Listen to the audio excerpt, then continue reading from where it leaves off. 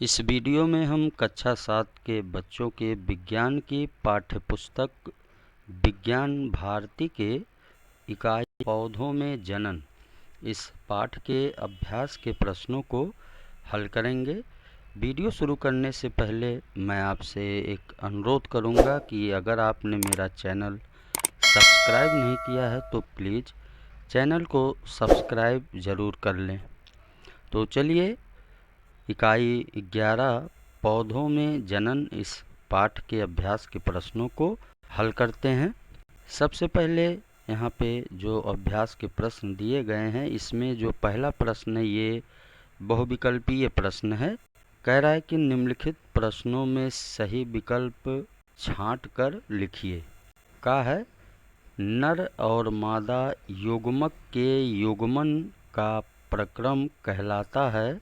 इसके 4 विकल्प हैं। पहला दिया है इसमें निषेचन, दूसरा परागण, तीसरा जनन और चौथा दिया है बीज निर्माण।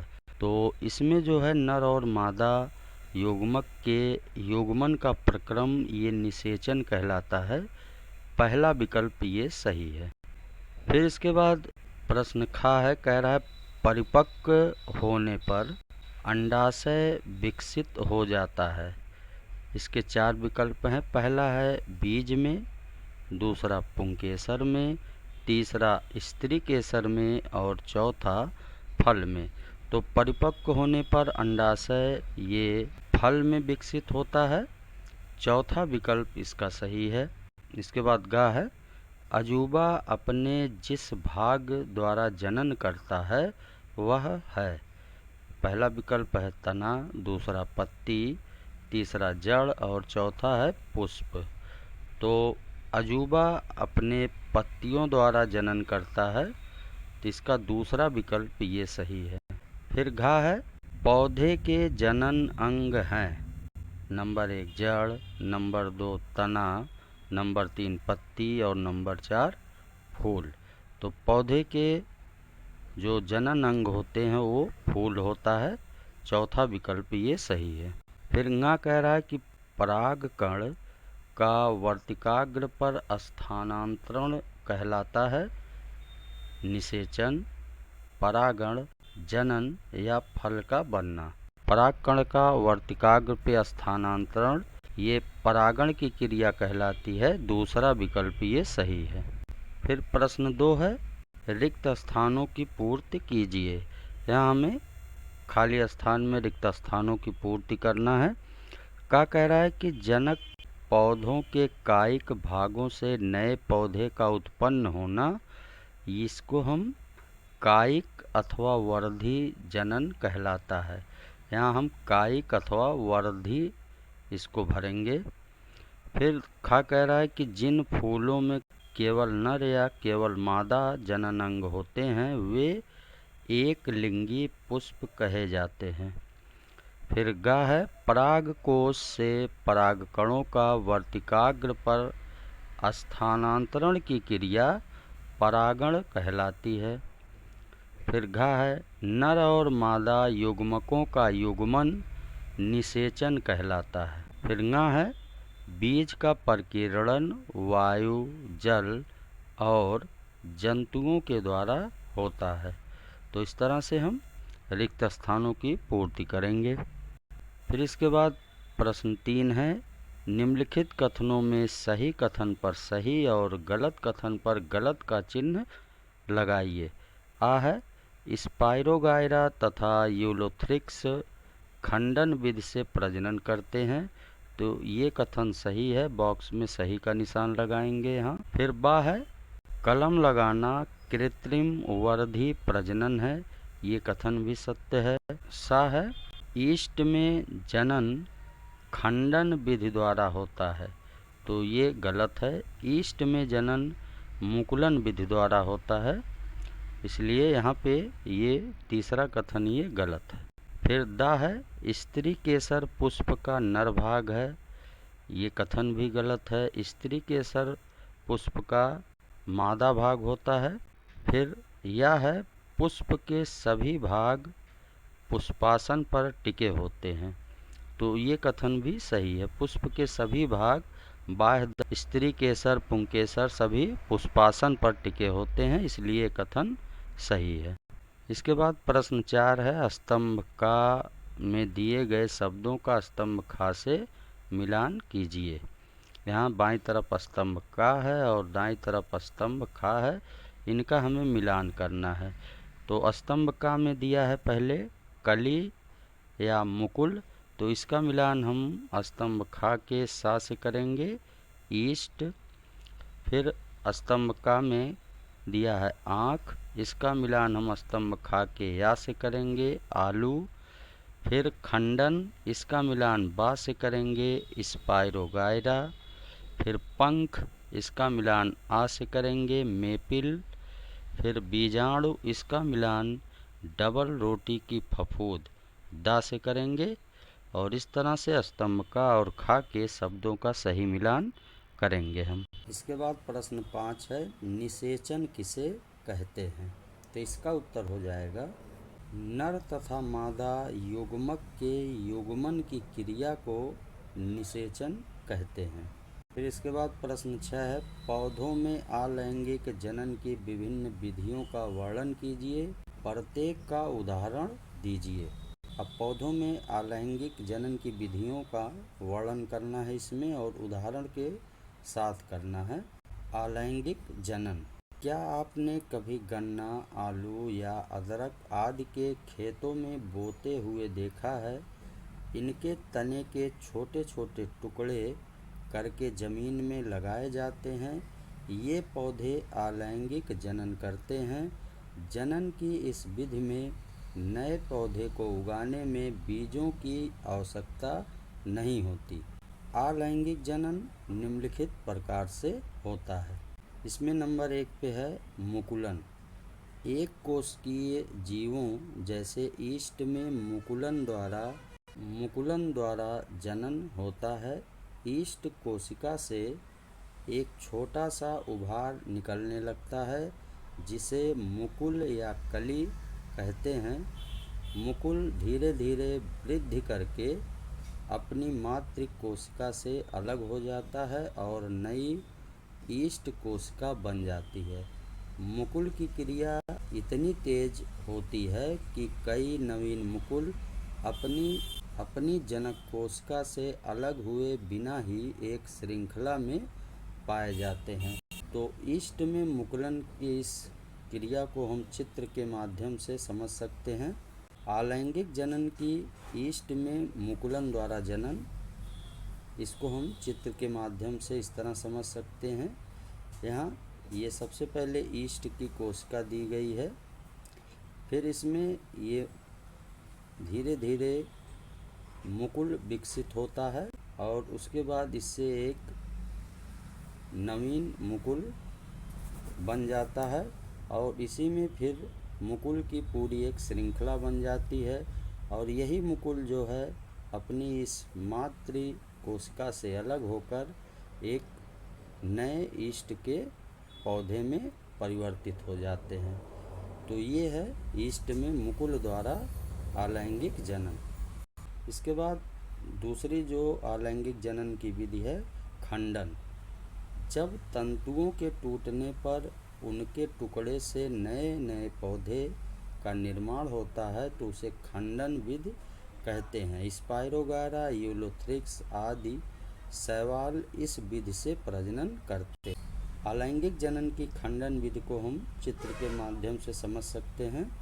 यहाँ पे ये स्पाइरोगायरा एक शैवाल से खंडन विधि द्वारा नए शैवाल के पौधे किस तरह से बनते हैं। जैसे यहाँ पे एक शैवाल है और इससे जो है ये 2 भागों में विभाजित हो रहा है, खंडित हो रहा है और फिर ये दोनों अलग अलग नए पौधे, नए शैवाल का निर्माण कर लेते हैं। अलैंगिक जनन की अगली विधि है बीजाणु। फफूंद में छोटी छोटी धागे जैसी संरचना होती है जिसे कवक तंतु कहते हैं। इन तंतुओं के ऊपरी सिरे फूल जाते हैं जिसमें अत्यंत छोटी छोटी रचनाएं बनती हैं जिसे बीजाणु कहते हैं। ये बीजाणु प्रतिकूल परिस्थितियों में भी जीवित रहते हैं, तो हवा द्वारा विभिन्न स्थानों पर गिरते हैं और अंकुरित होकर नए कवक को जन्म देते हैं। शैवाल, मांस और फर्न आदि में भी बीजाणुओं द्वारा जनन होता है। इसको हम चित्र के माध्यम से समझ सकते हैं। यहाँ पे ये चित्र दिया है राइजोपस फफूंद का बीजाणु द्वारा प्रजनन। तो यहाँ पे राइजोपस फफूंद है, जिसमें यहाँ पे इसमें बीजाणु का निर्माण होता है और फिर ये जो है अनुकूल परिस्थितियों में नए फफूंद को जन्म देते हैं। इसके बाद अलैंगिक जनन की अगली जो विधि है वर्धी या कायिक प्रजनन। जब पौधे के वर्धी भाग जैसे जड़, तना अथवा पत्ती से नए पौधे जन्म लेते हैं तो उसे वर्धी प्रजनन कहते हैं। ऐसे पौधे बिना बीज के भी उगाए जाते हैं। शकरकंद, डहेलिया, शतावर में जड़ों द्वारा और आलू, अदरक, गन्ना आदि में तने द्वारा वर्धी प्रजनन होता है। कृत्रिम विधियों द्वारा वर्धी प्रजनन को हम इस चित्र के माध्यम से समझ सकते हैं। यहाँ पे पहला ये आरोपण है, दूसरा कलम लगाकर, फिर दाब कलम लगाकर। ये सभी जो है वर्धी प्रजनन के प्रकार हैं जिनसे नए पौधे का निर्माण होता है। इसी तरह से ये अजूबा की पत्ती है जिसमें पत्ती द्वारा वर्धी जनन होता है और पत्ती से ही इसमें नए पौधे निकलते हैं। इसके बाद प्रश्न 7 है स्वपरागण तथा परपरागण में अंतर लिखिए। इसका उत्तर होगा जब परागकण अपने ही पुष्प के वर्तिकाग्र पर अथवा उसी पौधे के दूसरे पुष्प के स्ववर्तिकाग्र पर पहुँचते हैं तो यह क्रिया परागण कहलाती है। यदि किसी पुष्प के परागकण निकलकर उसी जाति के अन्य पौधे के पुष्पों के वर्तिकाग्र पर पहुँचते हैं तो ये क्रिया परपरागण कहलाती है। इसको हम चित्र के माध्यम से समझ सकते हैं। यहाँ पे ये पहला स्वपरागण है और दूसरा परपरागण है। स्वपरागण में पुंकेसर से परागकण निकलकर उसी पुष्प के वर्तिकाग्र पर जब पहुँचते हैं तो ये स्वपरागण की प्रक्रिया कहलाती है। और जब किसी पुष्प के परागकण उसी जाति के किसी पुष्प के वर्तिकाग्र पर पहुँचते हैं तो ये क्रिया जो है परपरागण की क्रिया कहलाती है। फिर इसके बाद प्रश्न 8 है किसी पुष्प का चित्र खींचकर उसके जनन अंगों को नामांकित कीजिए। यहाँ पे एक प्रारूपी पुष्प की संरचना दिखाई गई है चित्र के माध्यम से और इसके विभिन्न भागों को दिखाया गया, जिसमें इस पुष्प के नर और स्त्री भाग को समझने के लिए स्त्री केसर वाला जो भाग है ये बीच में है। इसके सभी जो अलग अलग भाग हैं सबसे ऊपर इसमें वर्तिकाग्र होता है, बीच में नली जैसी संरचना होती है, इसको वर्तिका कहते हैं, और सबसे नीचे एक फूला हुआ भाग होता है, इसको अंडाशय कहते हैं। और पुष्प का जो नर भाग होता है इसको हम पुंकेसर कहते हैं। इस तरह से इसकी संरचना होती है। इसमें सबसे ऊपर जो है परागकोश होता है जिसमें परागकण भरे होते हैं। इस तरह से पुष्प के नर और मादा भाग होते हैं। फिर इसके बाद प्रश्न 9 है अलैंगिक तथा लैंगिक जनन में अंतर लिखिए। इसका उत्तर हो जाएगा अलैंगिक जनन पौधे के किसी भी भाग, जड़, तना, पत्तियों से नए पौधे उत्पन्न होते हैं। इस प्रक्रिया में बीजों का उपयोग संतति बढ़ाने में नहीं होता है। इसके विपरीत लैंगिक जनन में नर तथा मादा जनकों की भागीदारी होती है। इस क्रिया में नए पौधे बीजों के द्वारा ही उगते हैं। फिर इसके बाद प्रश्न 10 है बीजों के प्रकीर्णन की विभिन्न विधियों का वर्णन कीजिए। इसका उत्तर होगा प्रकृति में फलों एवं बीजों का प्रकीर्णन वायु, जल तथा जंतुओं द्वारा होता है। चिलबिल तथा द्विफल मेपिल जैसे पौधों के पंख युक्त बीज, घासों के हल्के बीज अथवा महार के रोम युक्त बीज और सूरजमुखी के रोम युक्त फल हवा द्वारा उड़ उड़कर दूर तक चले जाते हैं। नारियल आदि फलों के आवरण तंतुमय रेशेदार होते हैं ताकि वे जल में तैरते हुए एक स्थान से दूसरे स्थान तक जा सकें। पीपल, बरगद जैसे वृक्षों के बीज पक्षियों द्वारा दूर दूर तक पहुंचाए जाते हैं। दरअसल पक्षी इनके फलों को खाते हैं मगर बीज पचा नहीं पाते और बीट के द्वारा बाहर आ जाते हैं। यही बीज उगकर नए पौधे बन जाते हैं। कुछ कांटेदार पौधों के बीज हुकनुमा होते हैं जिससे जंतुओं के शरीर से चिपक जाते हैं और दूर दूर तक पहुंच जाते हैं। कुछ पौधों जैसे मटर, अरंड आदि के फल झटके से फट जाते हैं जिससे बीज परिकीर्णित हो अपने पादप से दूर जा गिरते हैं। तो ये बीजों के परिकीर्णन की विभिन्न विधियां हैं जिससे बीज एक स्थान से दूसरे स्थान पे पहुंचते हैं और नए पौधे को जन्म देते हैं। यहाँ पे चित्र में परिकीर्णन हेतु विभिन्न प्रकार के बीज दिखाए गए हैं। जैसे इसमें पंख युक्त है ये बीज भी पंख युक्त है। ये रोएदार बीज है, ये भी रोएदार बीज है और ये कांटे युक्त बीज हैं।